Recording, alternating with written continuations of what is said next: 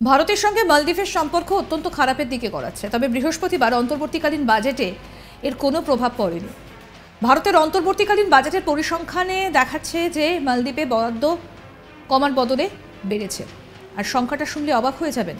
ভারতের অন্তর্বর্তীকালীন বাজেটের পরিসংখ্যান মালদ্বীপের জন্য বরাদ্দের ক্ষেত্রে যথেষ্ট বৃদ্ধি পেয়েছে। 2023-24 অর্থবর্ষের জন্য সংশোধিত বাজেট 770.90 কোটি টাকায় এসে দাঁড়িয়েছে। একই আর্থিক বছরের জন্য প্রাথমিক বরাদ্দ থেকে বৃদ্ধির লক্ষণ। একইভাবে নেপাল এবং আফগানিস্তানেও ভারতের বাজেট বরাদ্দ বৃদ্ধি পেয়েছে।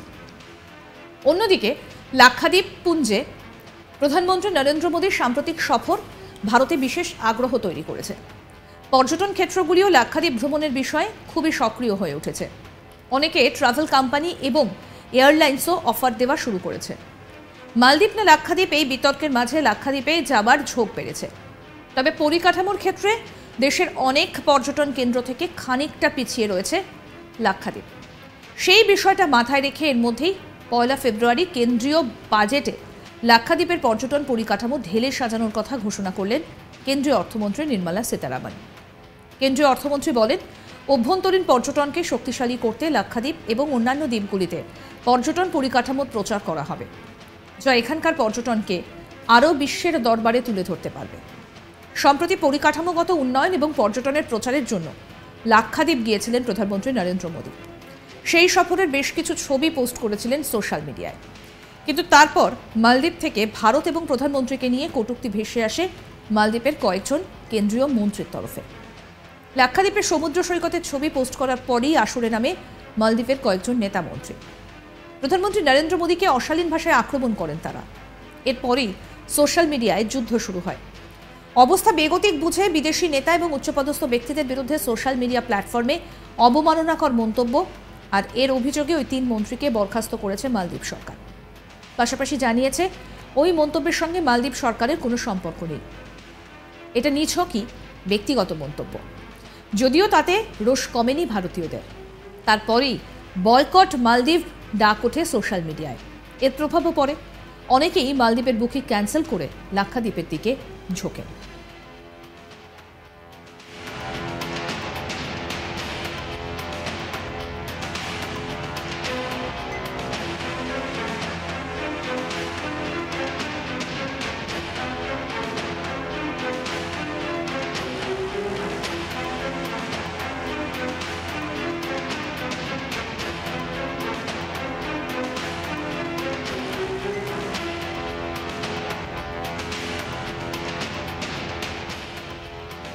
কিন্তু ছোট্ট জায়গা লাক্ষাদ্বীপে এত পর্যটক নেওয়ার মতো এখনও তেমন পরিকাঠামো নেই। এতদিন এটা ভারতে ঘোরার জায়গার মধ্যে প্রথম পছন্দের জায়গা না থাকায় এতটা পরিকাঠামো উন্নয়নের প্রয়োজন হয়নি। তবে এবার পর্যটকদের চাহিদা বাড়ানোর জন্য পরিকাঠামো উন্নয়ন করা হবে বলে জানিয়েছেন নির্মলা সীতারামন।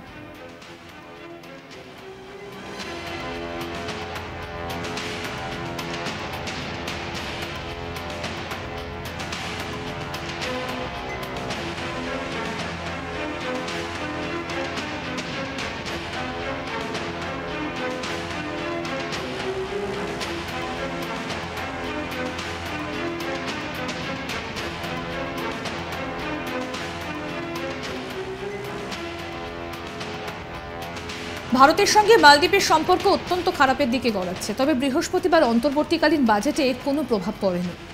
ভারতের অন্তর্বর্তীকালীন বাজেটের পরিসংখ্যান দেখাচ্ছে যে মালদ্বীপে বরাদ্দ কমার বদলে বেড়েছে। আর সংখ্যাটা শুনলে এক অবাক হবেন। ভারতের অন্তর্বর্তীকালীন বাজেট পরিসংখ্যান মালদ্বীপের জন্য বরাদ্দের ক্ষেত্রে যথেষ্ট বৃদ্ধি পেয়েছে। 2023-24 অর্থ বছরের জন্য সংশোধিত বাজেট 770.90 কোটি টাকা এসে দাঁড়িয়েছে। একই আর্থিক বছরের জন্য প্রাথমিক বরাদ্দ থেকে বৃদ্ধির লক্ষণ। একইভাবে নেপাল এবং আফগানিস্তানেও ভারতের বাজেটে বরাদ্দ বৃদ্ধি পেয়েছে।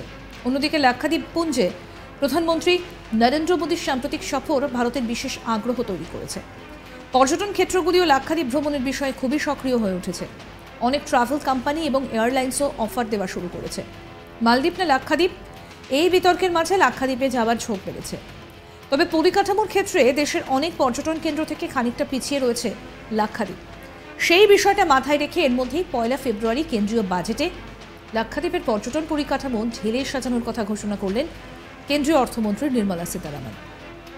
আরও আপডেট পেতে আজ তাক বাংলার ইউটিউব চ্যানেল সাবস্ক্রাইব করুন, নোটিফিকেশন পেতে বেল বাটন অপশন প্রেস করুন। এই ভিডিও সম্পর্কে আপনাদের মতামত জানান, কমেন্ট করুন, শেয়ার করুন, হোয়াটসঅ্যাপে ফলো করুন আজ তাক বাংলা।